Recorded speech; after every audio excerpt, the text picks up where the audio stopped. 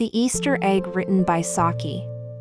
It was distinctly hard lines for Lady Barbara, who came of good fighting stock and was one of the bravest women of her generation. That her son should be so undisguisedly a coward. Whatever good qualities Lester Slagby may have possessed, and he was in some respects charming, courage could certainly never be imputed to him. As a child he had suffered from childish timidity, as a boy from unboyish funk, and as a youth he had exchanged unreasoning fears for others which were more formidable from the fact of having a carefully thought-out basis. He was frankly afraid of animals, nervous with firearms, and never crossed the channel without mentally comparing the numerical proportion of life belts to passengers.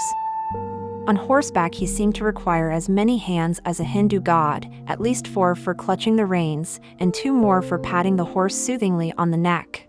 Lady Barbara no longer pretended not to see her son's prevailing weakness. With her usual courage she faced the knowledge of it squarely, and, mother-like, loved him nonetheless.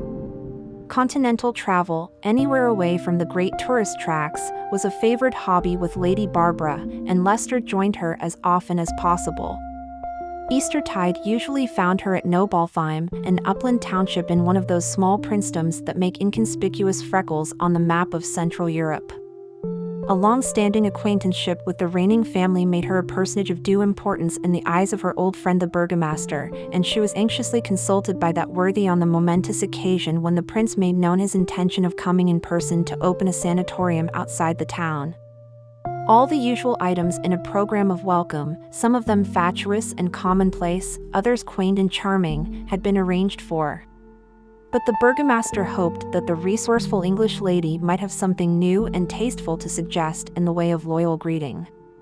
The prince was known to the outside world, if at all, as an old-fashioned reactionary, combating modern progress, as it were, with a wooden sword. To his own people he was known as a kindly old gentleman with a certain endearing stateliness which had nothing of standoffishness about it. Nobaltheim was anxious to do its best. Lady Barbara discussed the matter with Lester and 1 or 2 acquaintances in her little hotel, but ideas were difficult to come by.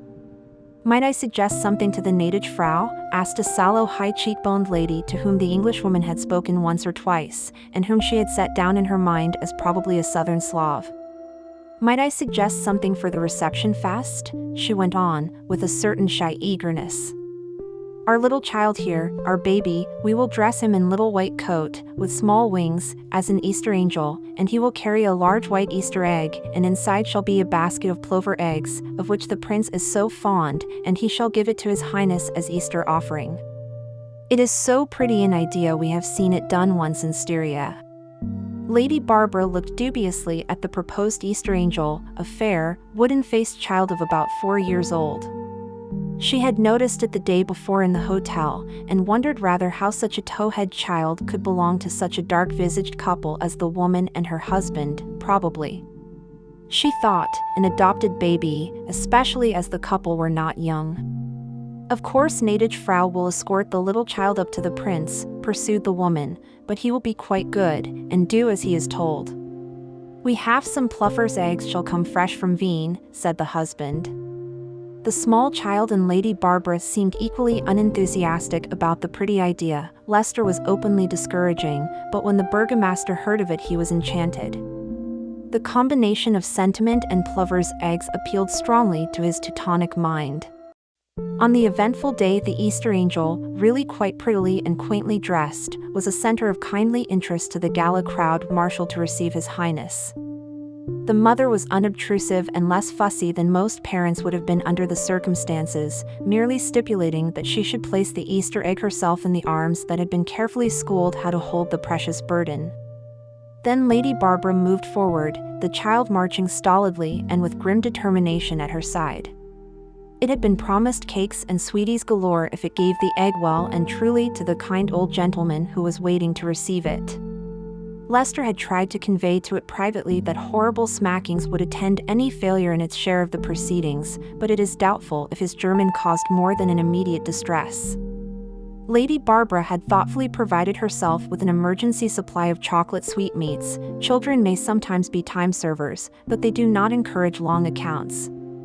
As they approached nearer to the princely dais, Lady Barbara stood discreetly aside, and the stolid-faced infant walked forward alone, with staggering but steadfast gait, encouraged by a murmur of elderly approval.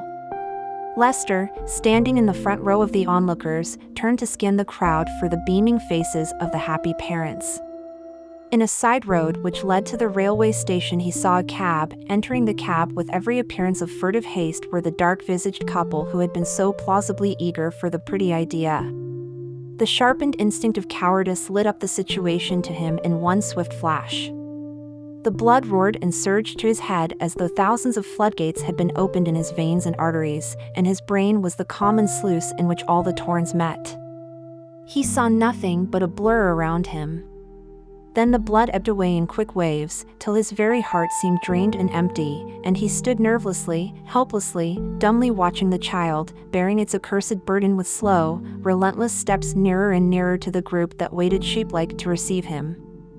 A fascinated curiosity compelled Lester to turn his head towards the fugitives. The cab had started at hot pace in the direction of the station. The next moment Lester was running faster than any of those present had ever seen a man run, and he was not running away. For that stray fraction of his life some unwanted impulse beset him, some hint of the stock he came from, and he ran unflinchingly towards danger. He stooped and clutched at the Easter egg as one tries to scoop up the ball in rugby football. What he meant to do with it he had not considered. The thing was to get it.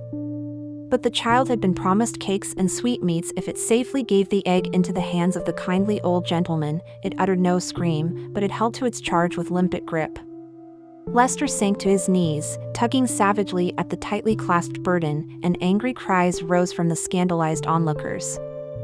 A questioning, threatening ring formed round him, then shrank back in recoil as he shrieked out one hideous word.